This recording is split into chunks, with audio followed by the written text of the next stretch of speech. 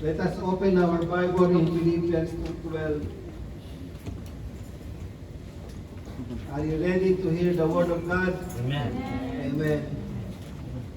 Dear friends, you always followed my instruction when I was with you. And now that I am away, it is even more important. Work hard to show the result of your salvation, obeying God with deep reverence and fear. Hallelujah. So this is the Word of God that He reveals me a while ago. That and I believe all of us before the end of this year that we have a plan what we are doing for the next year. Hallelujah. Guard your salvation or work out your salvation. A person who keeps watch, especially a soldier or others person assigned to protect and persons to control access to place and security guard. Amen. Sabi dito, the Lord wants us to guard our salvation because our salvation is the most important. That's why we are here. Amen. So, we must always to guard our salvation, no? And we have to make it plan, to make it, to have a vision and goal. So what we will do with to have to enter to the kingdom of God. The Paul says here in Philippians 2:12, hallelujah, work hard to show the result of your salvation, obeying God with deep reverence and fear.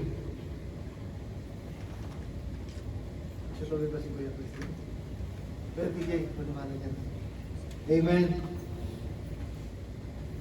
So mga kapatid, sabi dito, lagi po nating bantayan ang ating salvation. Sapagkat hindi po tayo po pwede na lagi lang tayong nakikinig o nakaupo dito sa church. Kailangan din natin mag-grow up. Amen. Kailangan din natin mag-increase ang ating mga faith. Kailangan din natin magsaliksik sa salita ng Panginoon upang lalo pa tayong lumago sa ating pananampalataya.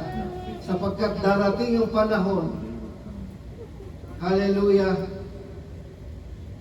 sa mga kapagsubukan na darating, dito po makikita kung gaano ba tayo kalalim sa Panginoon. Amen.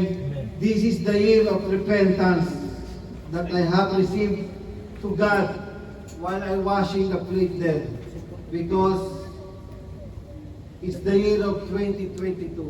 As you can see, the double two is like a kneel down. Amen. God, He wants us to kneel down and to humble ourselves to Him. Amen. Kuya, pakiano mga yung 2 Chronicles. Verse 4. If my people humble themselves.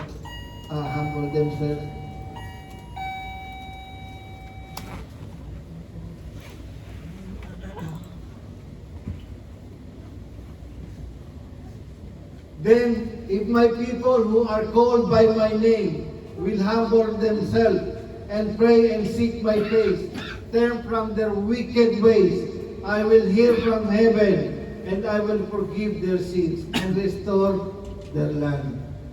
So, my dear brethren, let us strive,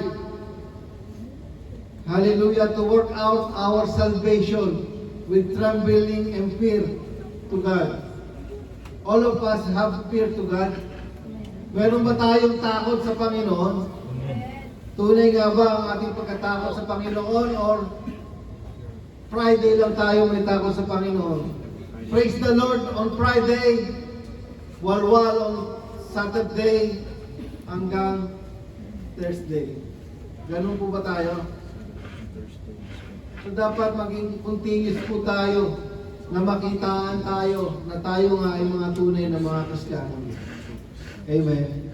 Kung tayo dati ay gano'n, dapat ngayong 2022, hallelujah, na hindi na tayo dapat gano'n.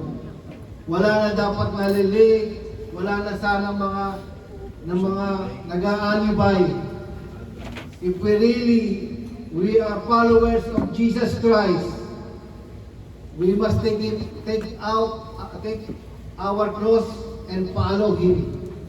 But sometimes, if we feel some headache, and if you have task to the church, and you will do alibi, oh, sorry, Brother Chris, I cannot stand because I have headache. Are you called that you are a follower of Jesus Christ? If you are truly followers of Jesus Christ, even someone will kill you, or even you will die, you will be stand firm from your faith, and you will stand that you know that your God will be heal you, because the God that we serve is alive and powerful. Amen. So why you doubt? So we have to think about that, my dear brethren. We are called by God, hallelujah, to be a followers, to be a salt and light of this world. But if we have a little bit problem, we are very easily to give up. Now, my dear brethren, let us stand and focus to our salvation, to our ministry that God has given to us, like a security guard. Who is the security guard here? Of course, all the security guards is their job to observe, to be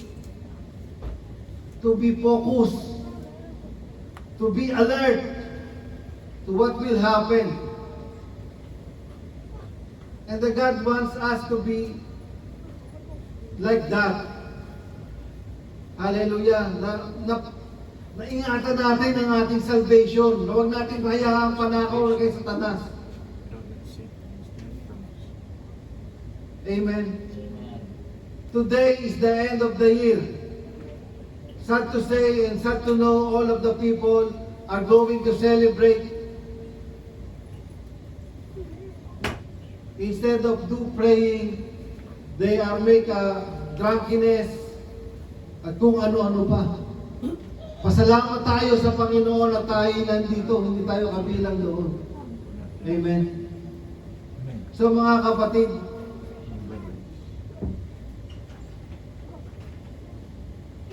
I just want to share what God showed me in a vision. When I was kneel down here and do the devotion, God showed me a crown. Yung tinik niyang corona that He put on the table. And I asked God, what is that meaning of this, Lord? And it says in Hebrews 10:26-29, dear friends, if we deliberately continue sinning after we have received knowledge of the truth, there is no longer any sacrifice that will cover their sins. There is only terrible expectation of God, judgment and raging fire that will consume His enemy. For anyone who refused to obey the law of Moses was put to death without mercy on testimony of 2 or 3 witnesses. Just think how much worse that punishment will be for those who have trampled on the Son of God and have treated the blood of the covenant which made us holy as if were common and unholy, and have insulated and disdained the Holy Spirit who brings God's mercy. us. So sabi dito mga kapatid, wala na raw iaalay. Wala na raw pong iaalay na muli upang tubusin ulit tayo sa ating mga kasalanan. It is finished. Kaya yung binigay na salvation sa atin ng Panginoon ay pangalagaan natin yan. Wala nang muling iaalay na dugo upang tubusin tayo sa ating mga kasalanan. We are forgiven already. We are redeemed already. Hallelujah. Sabi po rito sa Tagalog, para maunawaan po natin, sapagkat umiiyak ang aking puso nung ipinakita sa akin ng Panginoon na napakahirap maiwanan o mapasama tayo. Hallelujah. Huwag nating matapos nating malaman at tanggapin ang katotohanan at magpatuloy pa rin tayo sa pagkakasala, wala nang handog na maiaalay para sa ikapagpapatawad ng ating mga kasalanan. Ang naghihintay na lamang sa atin ay ang kakilakilabot na paghuhukom at naglalagabgab na apoy, tutupok sa mga kaaway ng Diyos. Mapakaliwanag po, no? Kaya huwag nating isipin na laging nandyan ang grace ng Panginoon, na laging nandyan ang habag ng Panginoon, at tayo pagbibigyan. May tayo ang lahat para sa mga pagjadjudge sa atin. Napakaliwanag po rito mga kapatid, tinuturing na kaaway ng Diyos ang mga taong hindi sumusunod sa Kanya. At lingid sa ating mga kaalaman na lahat tayo ay nakaalam na ng Kanyang mga salita. Hindi na tayo mga kapatid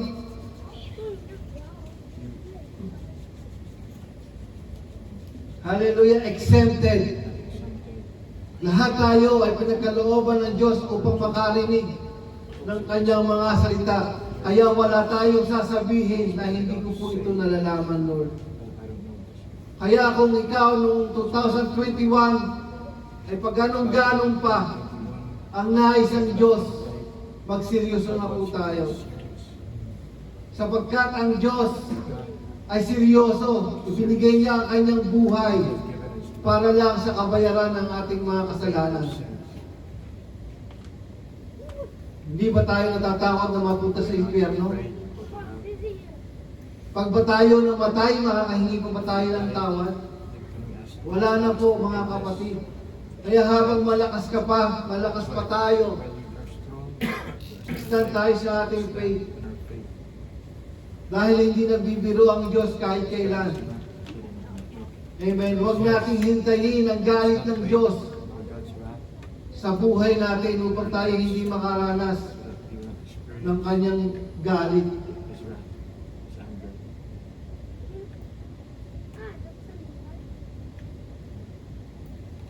At may pa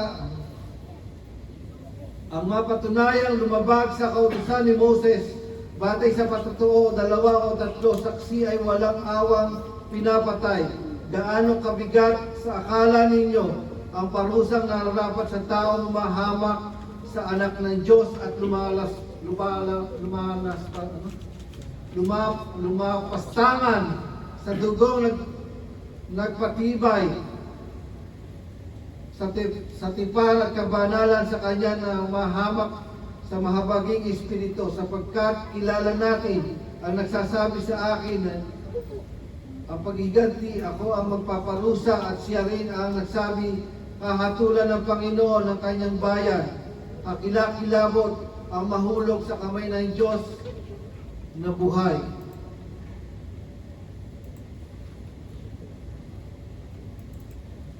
Hindi po natin alam mga kapatid sa susunod ang pagdating ng Panginoon. Kasi po, nakita ko doon noong 2002. Parang, kung ano niya, sa madidinig niya pandinig niyo, totoo, di ba? Year 2000, 2020. 2202. Kaya kapatid, magpakatotoo tayo sa Panginoon. 2202. Ayun, bahala na kayo kung ano yung oh. Kasi po dito, pabaligtad ang basa sa bansang ito. Amen. So yun ang revelation ng Lord. Amen. Palakpakan po natin ang Panginoon. Kaya ang nais ng Diyos, magpakatotoo tayo. Kaya TJ, Amen. salamat sa buhay mo sa dalawang kapatid natin dyan. Hallelujah. So talaga mga kapatid, if you dedicate your life to Jesus, maiiyak ka na lang. And you will be amazed what God will do it for your life. For me, if you really want to be blessed, obey to God. If you want to be healed, to receive healing, obey to God. This is the only one key if you want to receive the victory from God.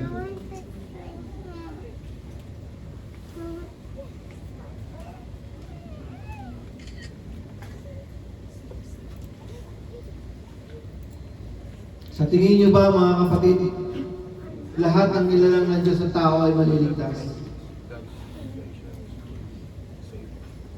Maliligtas ba ang lahat ng tao? Hindi po. Sa sagot naman dyan. Hindi po. Ano po? Hindi. Sabi po sa Ephesians 5:15, may papakita ko pala ako yung picture. Kuya, i-ano nga natin sa picture.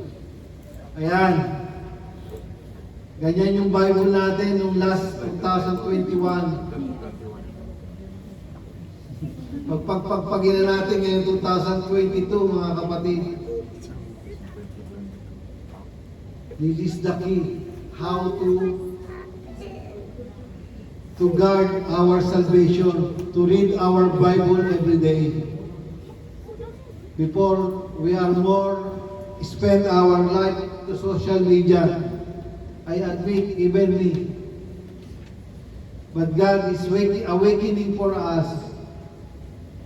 Remove social media in our life, or else we can use social media to share the word of God to the other person, so that we will continue to grow our relationship with God. Let us make priority. Hallelujah, being a Christ-like, sabing gano'n. Hindi tayo magiging tunay, hindi tayo matatawag na follower kay God kung hindi tayo sumusunod sa Kanya. Hindi tayo matatawag na follower ni Jesus kung hindi natin binibigay yung oras natin para sa Kanya. Kasi nungaling nga pag sinabi mo, I am the follower of Jesus, pero nasan ka? Nasa bahay. Yung mga kapatid mo nasa church. I am the follower of Jesus. Sumakit lang ang aking tuhod o sumakit lang ang aking hindi na ako mag-aatin ng church. Dapat hanggang maging yung covenant natin kay Lord, dapat hindi yung magbago. Dapat hindi na tayo nalilate. Nakakahiya kay Lord, 2 hakbang na lang anak, nalilate ka pa. Ako po, patawarin nyo, kung nakikita ninyo ko, dito ko nakatira, nung dumating kayo, naliligo pala ako, kalit po ako ng trabaho sa hindi po nakakaalam. Talagang tunay nga po, ang Diyos ang siyang nagbibigay ng kalakasan kapag lagi natin siyang inuna sa ating buhay. Maniwala po kayo dyan, mga kapatid. Amen. So wala naman tayong gagawin sa mundong ito Ano ba yung ating inaasam? Kundi yung makasama natin ang ating Diyos na lumikha. Lalong-lalo na sa ating mga mananampalataya. Meron pa ba tayong mas hinihigit pa na hinahangad sa ating buhay bukod sa ating kaligtasan? Sabi po sa Ephesians 5:15 verse 20, so be careful how you live.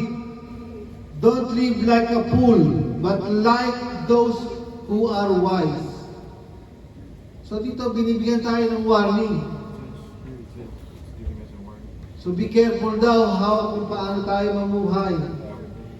Don't live like a fool, but like those who are wise.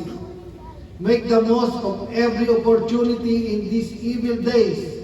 Don't act thoughtlessly, but understand what the Lord wants you to do. By the meaning of by your prayer, hallelujah. In this year, God wants us to kneel down our knee to Him. So it means we must be prayerful in the sign of year 2022. Let us kneel to God and connect our heart to Him. Sabi po sa 18, don't be drunk with wine, because that will ruin your life. Instead, be filled with the Holy Spirit.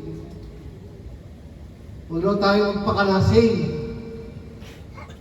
sa espiritu ng alak, sapagkat masisira lang ang ating mga buhay.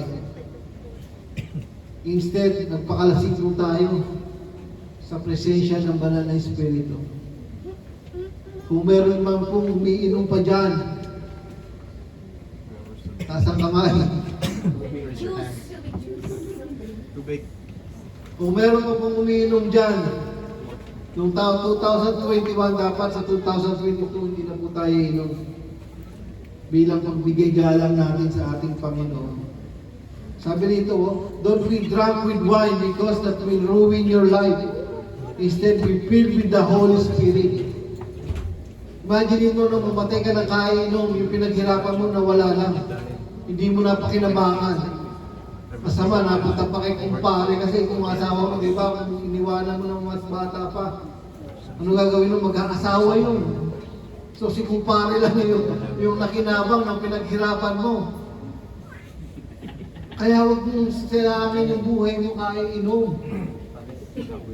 At lagi natin isipin na nagsiserve na tayo sa Panginoon. Hindi natin mamamak ang Lord, hindi natin madadaya ang Panginoon. Lagi natin bigyan ng pagpapahalaga yung pagpabautismo sa atin. Sino po ba ang nabautismohan na dito? Taas na po ang kamay. Wag po kayong mahiya, si Lord naman ang nakakakita niyan eh. Ang ibig po sabihin yung nakipag-isa na tayo sa Panginoon. Inilibing na natin yung ating lumang buhay at nagkaroon tayo ng panibagong buhay sa Panginoong Hesukristo. Ang ibig sabihin nun, bago na tayong nilalang. Kaya huwag po natin sirain yung covenant natin sa Panginoon. Hallelujah. Sabi rito sa 9:19, singing psalms and hymns spiritually song among yourselves, and making music to the Lord in your heart, and give thanks everything to God, Father, in the name of our Lord Jesus Christ. Nakakalungkot daw mga Kristiyano na tayo, sinasabi natin, we are follower of Jesus Christ. Pag nakakuha ng 5 day off, hindi mo lang maisipang mag-stay sa church at magkaroon ng gawain doon. Mas maganda sana kung mag-evangelize.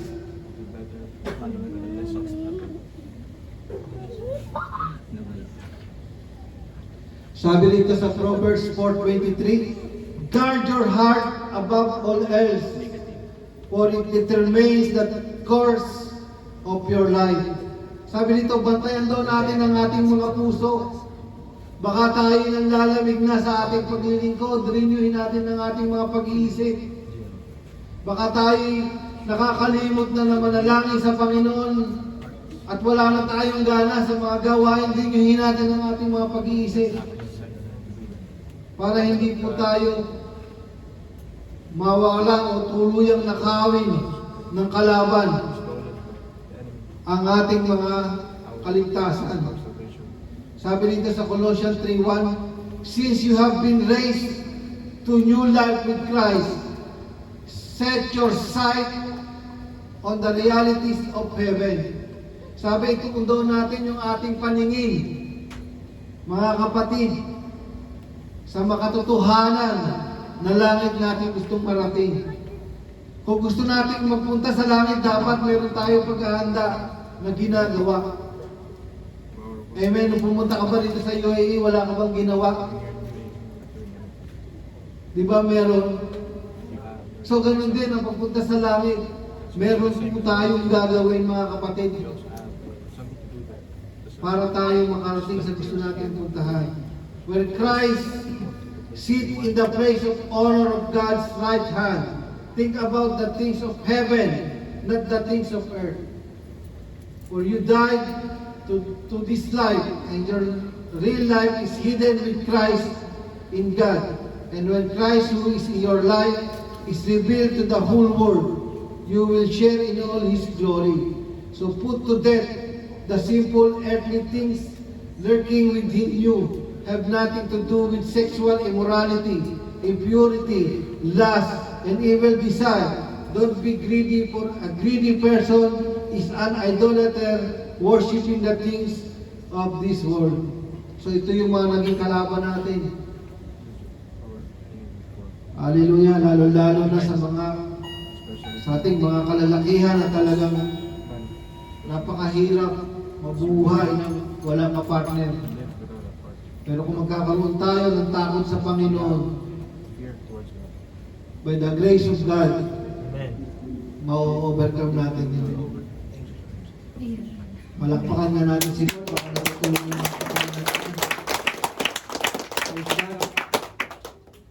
because of their sins, the anger of God is coming.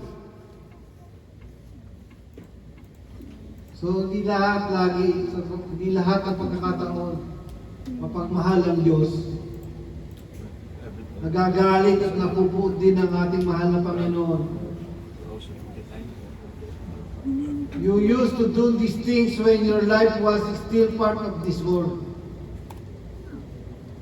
So kung lagi tayong, kung Biyernes lang tayo nagiging holy pagdating ng ng Sabado, Linggo hanggang Huwebes, ay pare-pare nag-ano pa rin tayo sa mundo. Asahan po natin, mga kapatid, na wala ang puso ng Panginoon para sa atin. Number 8, but now is the time to get rid of anger, rage, malicious behavior, slander, and dirty language. So yung mga pagchichismis daw, iwasan na rin natin. At saka yung mga pangit na pananalita sa ating mga kapwa. Sinasabi nila, si pastor at si pastora, grabe magsalita ito, judgmental. Yan ang mga pambato nila eh. Pero hindi nyo alam, mga kapatid, nasasaktan kami pag nakikita namin kayo ay mga napapahamak. Kaya kahit yung mga masasakit na salita, sasabihin namin kung tatablad kayo, mas maganda.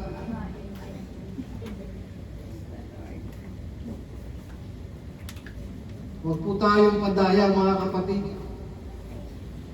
Huwag na tayong magkismisa kasi mga lumang buhay na yun.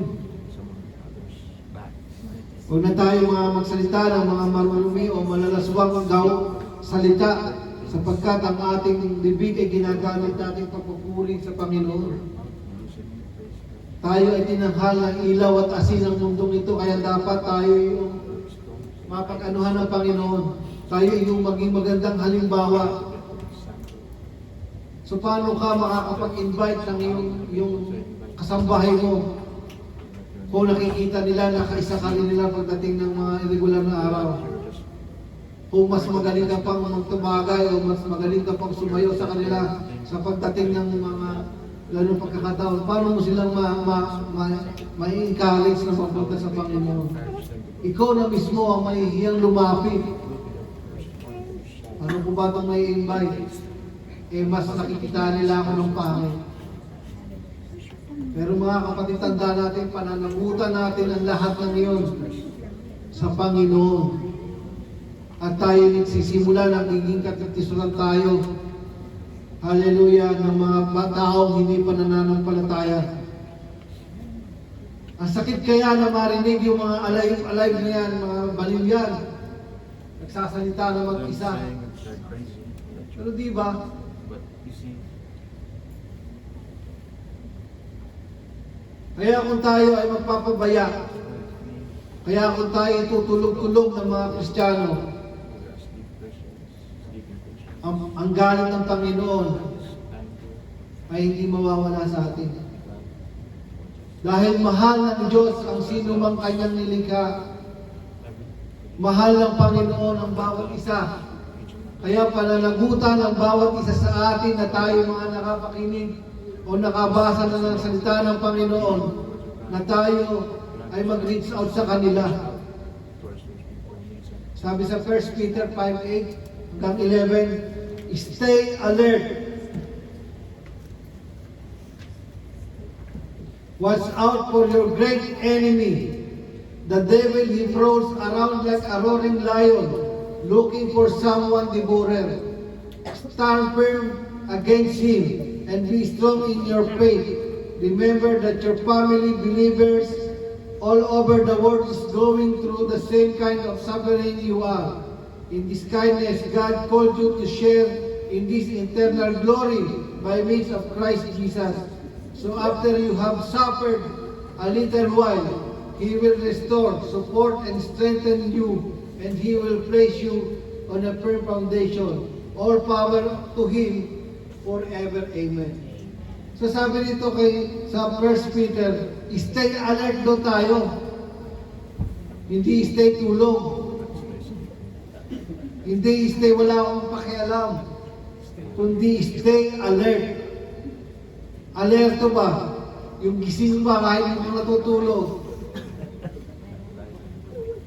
Kasi ang magnanakaw daw ay hindi basta-basta. Ang ating enemy ay hindi basta-basta. Ang diablo. Sabi nito, watch out for your great enemy. Great daw yung enemy natin. The devil. Naghahanap lang siya ng malalapa. Kung ikay lulugulugong Kristiyano, kayang-kaya sasabihin ng devil to. Kayang-kaya ito, wala itong sandata. Madali lang itong mapupuksa. Kaya huwag kayong magtaka mga kapatid, kung may mga kapatiran tayong mga tumatalikod. Ninanakaw ng diablo yun. At yun ang ating mga misyon, mga kapatid. Na mabawiin sila sa kamay ng diablo upang magkaroon sila uli ng panibagong buhay. Kaya wala tayong oras na magpabanjing-banjing o mapagtulog-tulog. Amen. Para matulungan din natin yung mga kapatiran natin, mga ninakaw ng kalaban. Sabi po dito sa John 10:10, the thief purpose is to steal and kill and to destroy. Sabi nga rito, yung magnanakaw daw, ang purpose ito ay magnakaw, pumatay at manira. May purpose is to give them a rich and satisfying life. Kung tayo mga kapatid magpapabaya sa gawain, kung tayo magpapabaya sa pananalangin, kung hindi na tayo mananalangin o magdidibusyon, malamang makukuha na ni Satanas o nanakawin ni Satanas yung nais ng Diyos para sa atin. Kaya huwag kang matutulog kapag ikaw ay nasa church. Sapagkat inanakaw na ng kalaban yung dapat mong marinig. Tingnan mo yung kapatid mo kung natutulog. Naalala ko tuloy si Kuya Raymond eh. May kwento po ako para magising tayo. Sabi ni Lord, nakita mo ba yan? Mga anak mo yan sa church? Sa akin yan. Nagmamahal sa akin yan. Oo, sabi naman ni Tanin. Hindi tingnan mo yung mga natutulog dyan. Akin yan. Palakpakan nga po natin si Lord. So, huwag kayong matutulog mga kapatid. Tagalog niyo yung preaching, dapat hindi tayo matulog, maging alive tayo. Kasi gusto ng kalaban nakawin yung marinig natin. Gusto ng kalaban na huwag mong marinig, kaya ka pinatutulog. Kaya kung nasa bahay ka, matulog ka ng maaga, huwag dito sa church. Amen? Matulog ka ng maaga, gumising ka ng maaga, maligo ka, mag-ayos ka ng sarili para pagdating mo sa church, alive na alive ka. Lord, I am ready to hear your word. I am ready, Lord. Huwag hindi yung nakahilata, huwag kang sisil, kaganyan sasaktal ng maganda sandal, makakatulog ka talaga. Ganyan ang Diablo, mga kapatid. At pasalamat din ako sa Panginoon. Hallelujah. At kami na-overcome ko yung pagnanakaw ng Diyos, ng Diablo sa buhay namin mag-asawa, na restore yung aming relationship.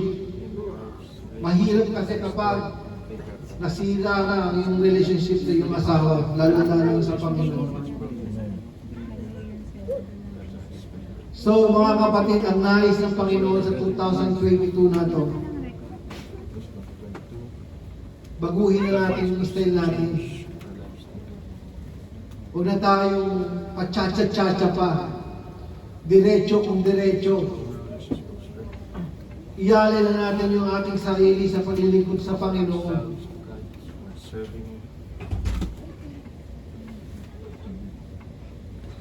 Maniwala tayong may impyerno at magpaparusa ang Panginoon. Nakasulat, hindi habang panahon, may grace tayo matatanggap.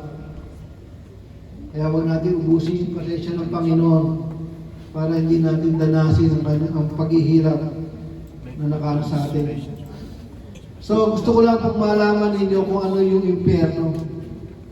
Ba't ng tao para bang ang salvation ay binibigay na ng libre pero tumatanggi pa?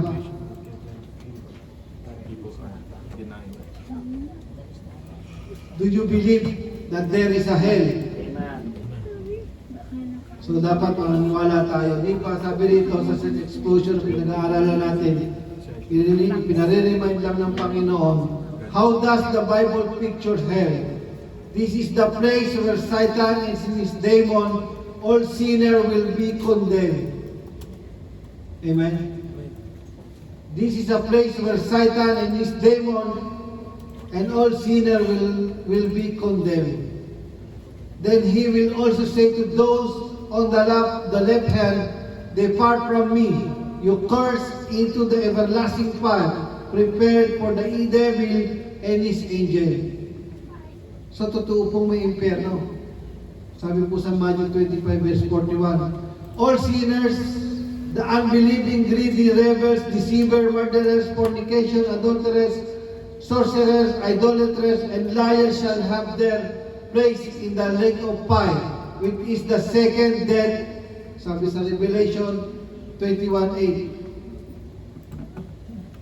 Sabi dito, all the sinners, the unbelieving. Yung sinasabing nakarinig ka na pero wala ka pa rin paniniwala.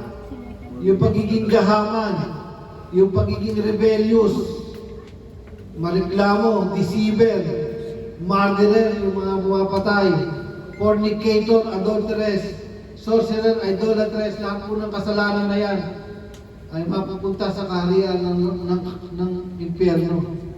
Can you imagine spending your life being tormented forever in a place where the devil and all the demons and all the wicked men in the history of mankind gather? This will be happen to all people who live in the sin and rebellion towards God. Kung pala alam natin na kasalanan natin at patuloy pa tayong gumagawa ng kasalanan, ito pala ay matatawag na pagre-rebellion natin sa Panginoon. At kapag tayo rebellion sa Panginoon 100%, may kapupuntahan ka. Pupula ang balat mo. Kakata sa mantika mo. Walang iba kundi sa dagat-dagatang apoy. This is the place where misery and torment abound. There are wars that will not die and fire that will not be quenched. So tingnan niyo po, may mga uod na hindi daw mamatay at mga apoy na hindi rin mamatay. Sabi sa Mark 9:47-48, there is much pain and gnashing of teeth. Magngangalit ang ngipin mo sa sobrang sakit. Imagine mo, matilansikan ka lang ng mantika. Sobrang sakit na. Kung pa ilublob ka pa, i-deep fried ka pa doon. At walang hanggang kamatayan yun, walang hanggang parusa yun. So imagine natin yun mga kapatid. There is much pain and gasping of teeth. Yun yung mahiwa ka lang, nagsisiklib ka na eh. Kasi masakit yun.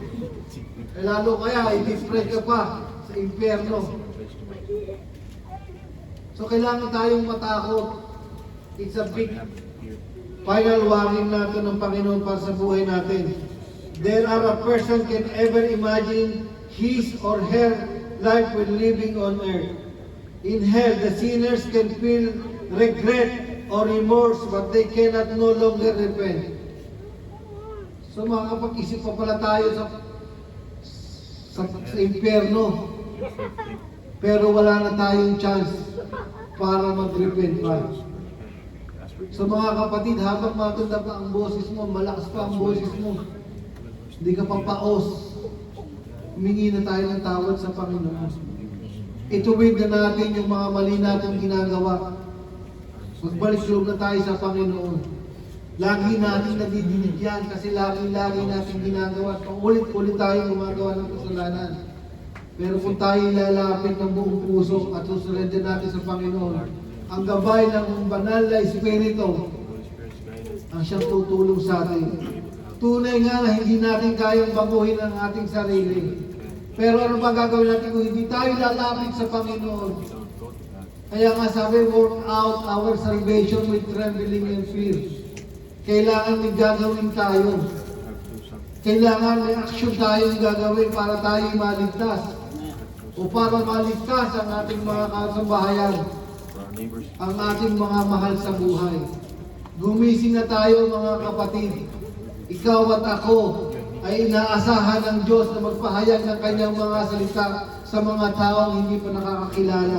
Sapagkat ni isa man sa atin na ayaw mapahamak ng Panginoon na maparusahan sa impyerno.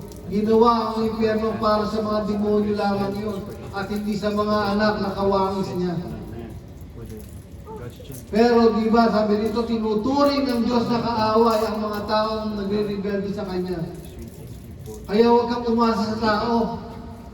Sa Diyos ka umasa. Pastor, hindi ko maiwanan si ano kasi ganyan. Kay Lord ka mag-umasa. Huwag sa tao. Dahil yung tao nga hindi maliligtas, hindi ka kayang iligtas niyan. Kaya lang bayaran yung renta mo, pero yung kaligtasan mo hindi niya kayang bayaran.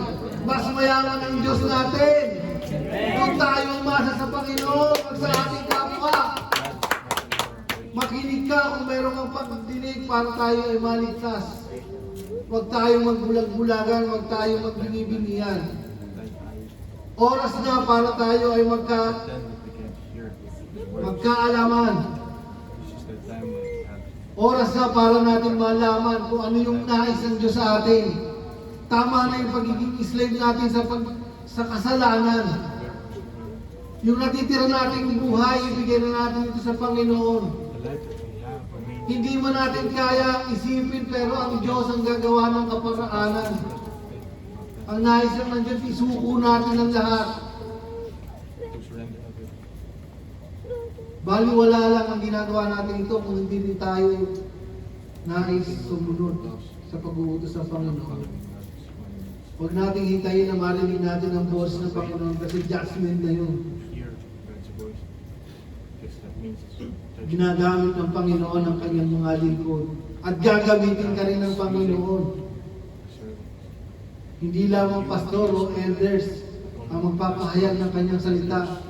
Tayong lahat na nakapakinig ng kanyang salita.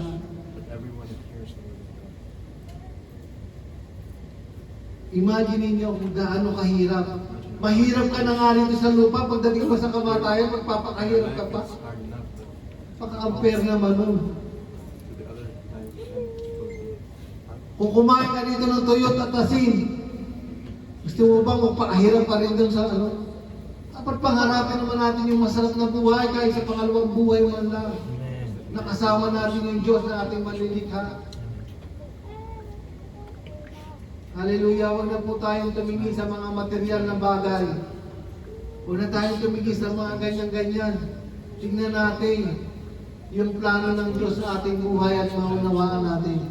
Lumakad tayo ng may takot sa Panginoon. Lumakad tayo ayon sa banal na Espiritu upang tayo, hallelujah, sa paningin ng mga ng iba na tayo mahirap, pero sa paningin ng Panginoon tayo mayaman. They see us. Amen.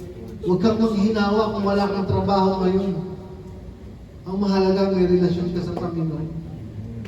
Dahil kailanman hindi tayo pababayaan ng Diyos. Hindi niya tayo iwanan. Magtiwala lang tayo. So maliwanag po kung ano yung impyerno na nating narinig. Mga kapatid, buksan na natin ang ating isipan. Tama na yung pagiging alipin natin sa demonyo.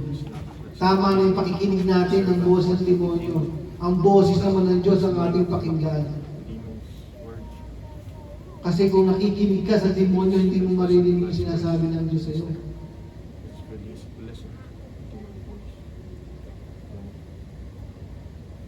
Sobrang nakakaiyak yung mararamdaman mo kapag kinakausap ka ng Diyos.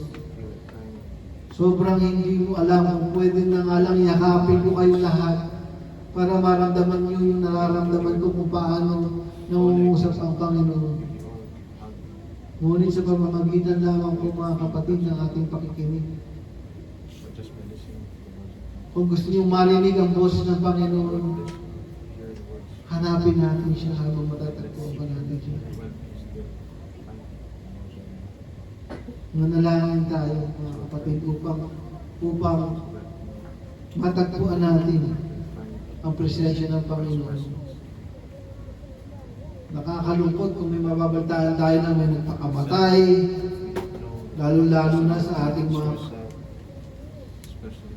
mga kapamilya. Diba? Sa ating sisingilin ng Diyos ang dugo ng taong yun. Dahil hindi natin ginawa ang ating katungkulan o covenant sa Panginoon. Mula nang tinanggap mo si Jesus, sinabi mo ng iyong mga labi na tinatanggap kita bilang Panginoon at tagapagligtas. Siya na yung master mo. Siya na yung susundin mo. Siya na yung magmamaniyobra ng iyong buhay. Hindi ka mo pwedeng mangaliwa. I-divorce mo na si Satan. O unfriend mo na para.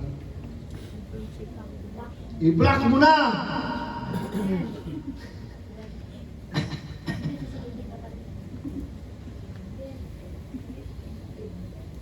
Amen. Sana sa pagiging seryoso natin ito, ay maging seryoso talaga tayo. Sana sa pag-uwi natin, damdamin natin yung mensahe ng Panginoon. Sabi sa ito, here is another story sa Matthew 13:24. Dito po ako talagang napaiyak at napatanong ako sa sarili ko. Here is another story Jesus told. The kingdom of heaven is like a farmer who planted good seed in his field. But the night, as the workers slept, his enemy came and planted weeds among wheat, then slipped away. When the crop began to grow and produce grain, the weeds also grew. The farmer workers went to him and said, Sir, the field where you planted that good seed is full of weeds. Where did they come from? An enemy has done this. The farmer explained, should we pull out the weeds? They asked. No, he replied, you'll uproot the wheat if you do. Let both grow together until the harvest, then I will tell you the harvester to sort out the weeds. Tie them into the bundles and burn them, and to put the wheat in the barn. So, kaya nasabi ko kanina, natanong ko, lahat ba'y maliligtas? Katunayan po, hindi. Kung tatanungin ko kayo, ano ka rito sa iyong nadinig? Ikaw ba yung wheat? O ikaw ba Are you the yung wheat? Or weeds?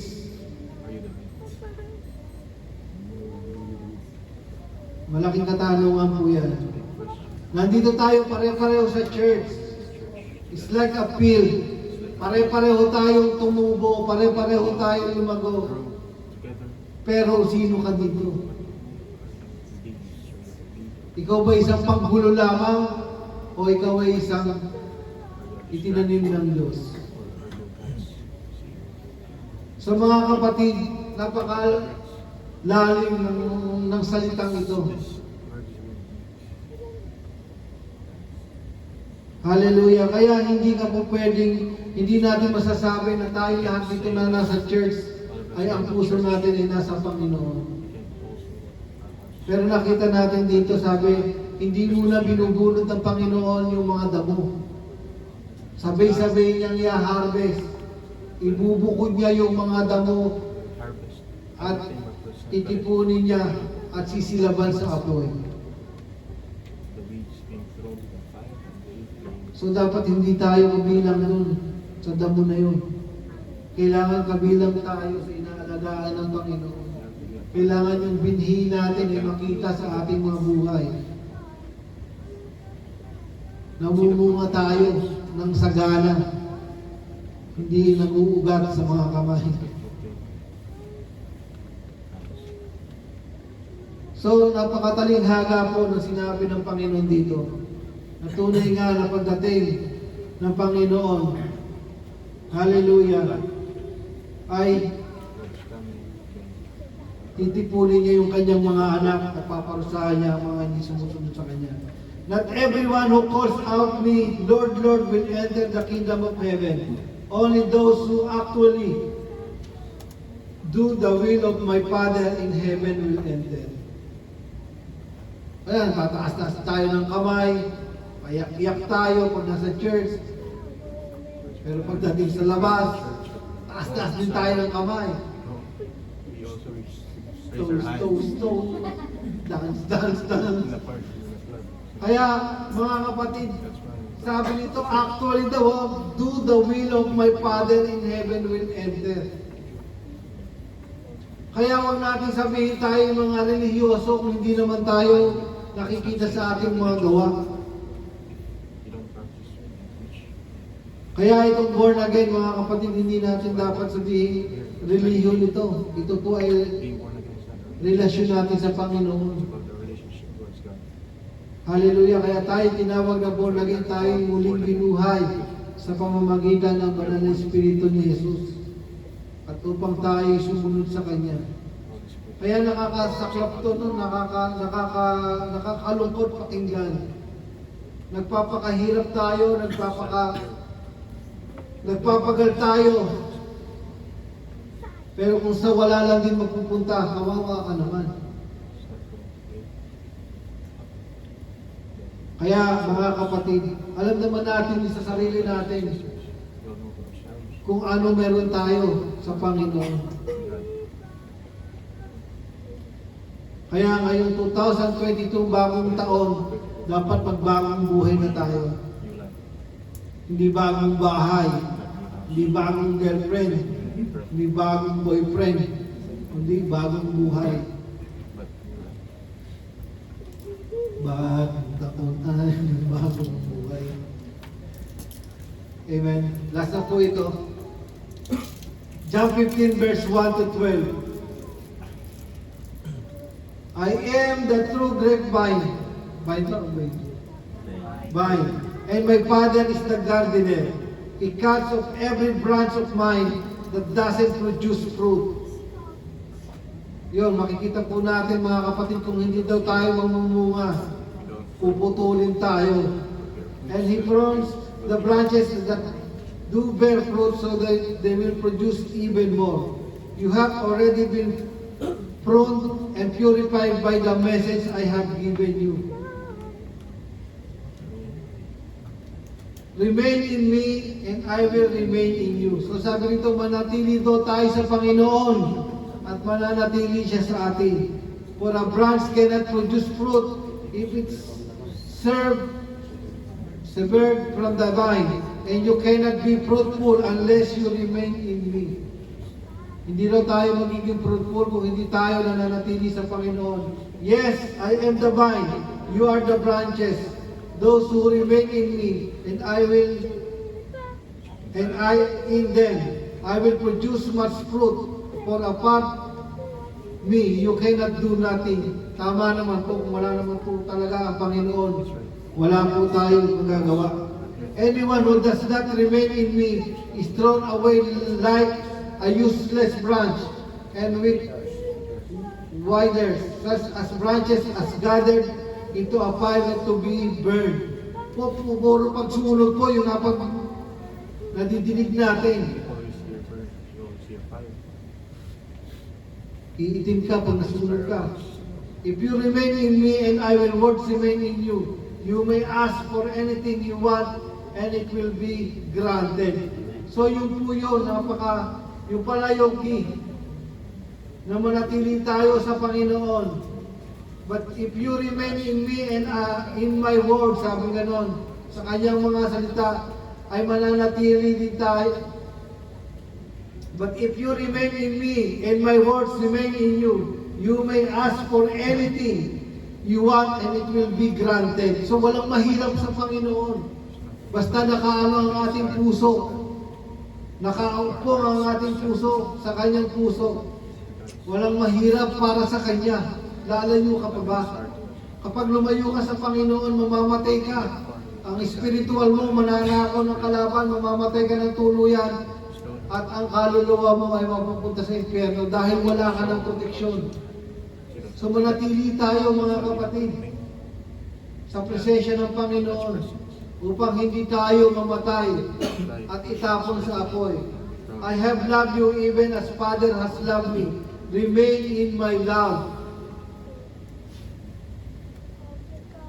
So, lagi ro tayong manatili. When you obey my commandments, you remain in my love, just as obey my Father's commandments and remain in His love.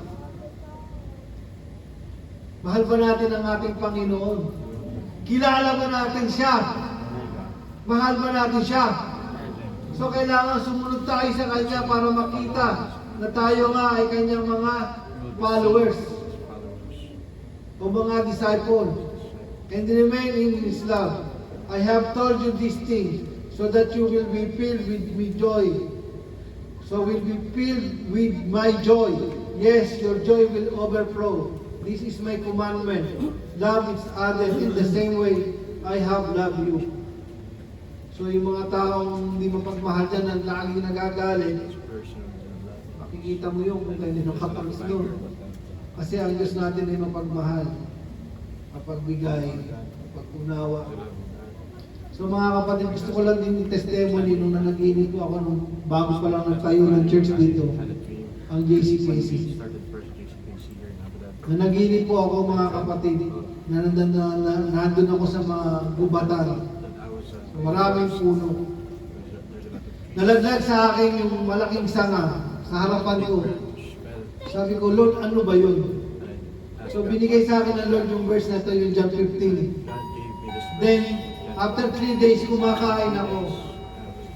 Nakarinig ako ng boses na maliit. Sabi gano'n, meditate His word. Paulit-ulit tatlo. Meditate His word. Meditate His word. This is not a joke. Alam niyo po, napaiyak ako. Dahil sabi ko, wala na siya nagsasalita. Ako lang naman mag-isa doon sa bahay. Sabi ko, yes Lord, yes Lord. Kaya sa tuwing mababasa ko ito, lagi ko naalala yung sinasabi ng Panginoon. I-meditate natin ang salita ng Panginoon upang tayo'y mabuhay, mamunga at manatili na buhay. So mga kapatid, ngayon, araw na ito sa pagpapalit ng taon, maging matalino tayong mapagmantsyag. Ingatan natin yung ating salvation na huwag manakaw ng kalaban. Huwag tayong padadala sa mga tukso. Huwag tayong padadala sa gawa ng kalaban. Magkaroon tayo ng spiritual discernment upang malaman natin kung sino yung dapat natin samahan. upang malaman natin kung sino yung dapat nating lapitan. Us to know where Hallelujah. Maging ilaw at asin tayo ng sanlibutan ito sapagkat nakikita natin na pasama na ang nangyayari.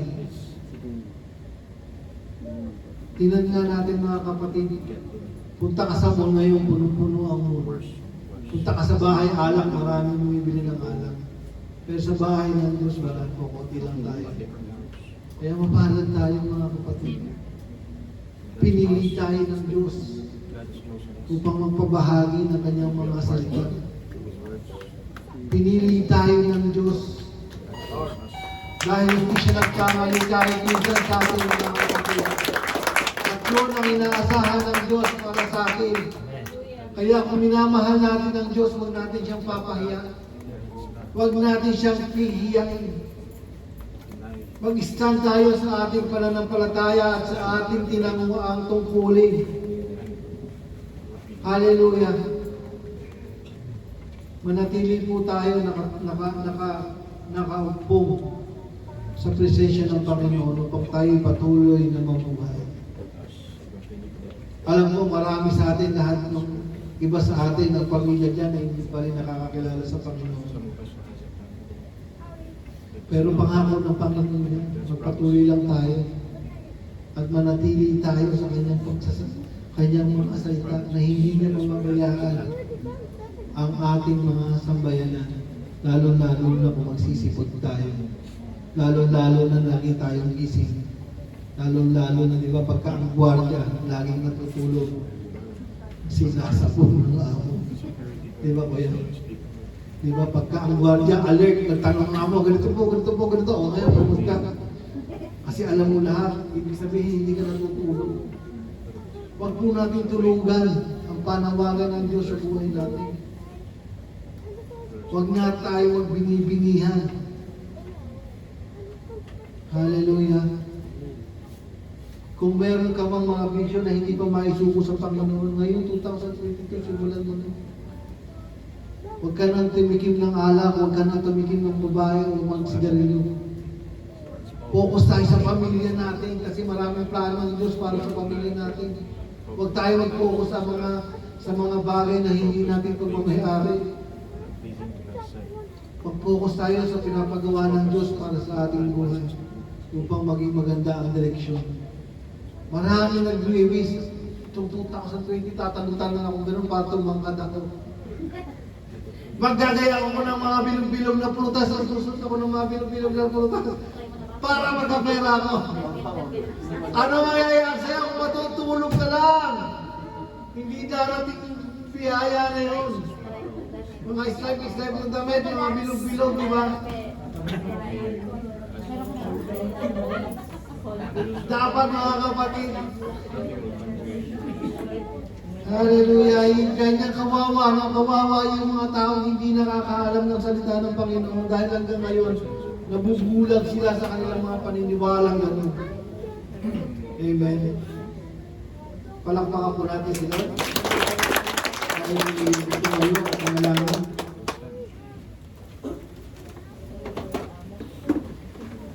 Hallelujah. Ama naming Diyos na makapangyarihan sa lahat, kami po'y nagpapasalamat sa aming mga narinig, Panginoon. Lubha mo kami masaktan, Panginoon, sa aming mga narinig, Panginoon. Ngunit alam po namin, Panginoon, na tinutuwid mo po kami, Panginoon. Pinapalo mo, tinutuwid ang mga mahal mong mga anak upang hindi masunog sa impyerno. Tunay nga ang impyerno ay totoo na ginawa mo para sa mga demonyo at mga rebellion ng mga puso para sa iyo. Lord, bigyan mo po kami, Ama, ng kalakasan at gabay sa aming mga kahinaan. Bigyan mo po kami, Panginoon, hallelujah, ng pusong tapat sa iyo, Panginoon. At ilayo mo po kami, Ama, sa lahat ng gawain ng kalaban. Mula ngayon, Panginoon, ano man yung mga bagay na ginagawa namin with 2021, Panginoon, amin pong sinasarado, Panginoon, Lord God, at tinatalikuran na ang lahat ng bagay ninyo. Ngayon po, Panginoon, ay panibagong buhay na aming kinakaharap ang dapat namin harapin, Lord God. Na umaasa kami na ang pagpapala at biyaya na binibigay mo, Panginoon, para sa amin. Na makapagsimula, Panginoon, kami ng panibagong simula, Panginoon, na Ikaw ang kasama namin sa lahat ng aming plano sa buhay namin, Panginoon. Na hindi kami, Panginoon, magtitiwala sa aming kapwa-tao, Panginoon, bagkus sa iyo lang kami magtitiwala, Panginoon, Lord God. Lord, pangalagaan mo ang aming kalusugan, Panginoon. Bigyan niyo po kami ng maraming pagkakataon para maituwid namin, Panginoon, ang mga mali namin nagawa, Panginoon. Jesus. Salamat po, Panginoon. Muli, kami po'y nagpapasalamat, Panginoon. Dalangin ko, Panginoon, mula sa Zoom hanggang sa mga kapatiran ko na nandito, Panginoon, ay nabuksan mo, Panginoon, ang aming mga isipan, Panginoon, na ikaw nga ay hindi nagbibiro, na tunay nga ang impyerno, Panginoon, na hinanda mo para sa mga tao hindi sumusunod sa iyo, na may hangganan din, Panginoon, ang iyong pagmamahal. Hallelujah. Naway hindi namin na abuso ito, Panginoon, upang magkaroon, Panginoon, kami ng matuwid na daan patungo sa inyo, Panginoon, Lord God. Lord, dalangin ko, Panginoon, ano man ang sitwasyon namin dito, Panginoon, na hindi namin makaya bitawan, Lord, tulungan mo po kami sapagkat hindi namin kaya, Lord God, na wala ang gabay ng iyong banal na Espiritu. Tulungan mo po kami, Panginoon, na maging maayos ang lahat, Panginoon, upang kami maging kalugod-lugod sa iyo. Tulungan mo po, Panginoon, na ikaw ang maging priority na aming buhay, Panginoon, at ikaw ang manguna sa aming buhay, Panginoon, upang hindi kami maligaw o manakaw ni Satanas ang aming kaligtasan, Panginoon. Lord, salamat sa anak mong si Jesus na ibinigay mo para tubusin ang aming mga kasalanan. Salamat sa kanyang banal na dugo upang linisin ang aming mga puso at aming mga isipan, Panginoon. Lord, we declare, Panginoon, ngayong 2022, Panginoon, Lord God, na patuloy pang lumago kami sa aming mga pananampalataya, Panginoon, at nagkaroon kami, Panginoon, ng malalim na relasyon sa iyo, Panginoon. Maraming salamat, Panginoon. Nawa, Panginoon, patuloy niyo po kami gamitin, Panginoon, sa iyong banal na ubasan, Panginoon, upang maganap ang iyong kalooban sa aming buhay, Panginoon, Lord God. Ama, binabalik namin ang lahat ng papuri, pasasalamat sa iyo sa pangalan ng Ama, ng Anak, at ang banal na Espiritu, at ang lahat ng anak ng Diyos ay magsabi ng Amen.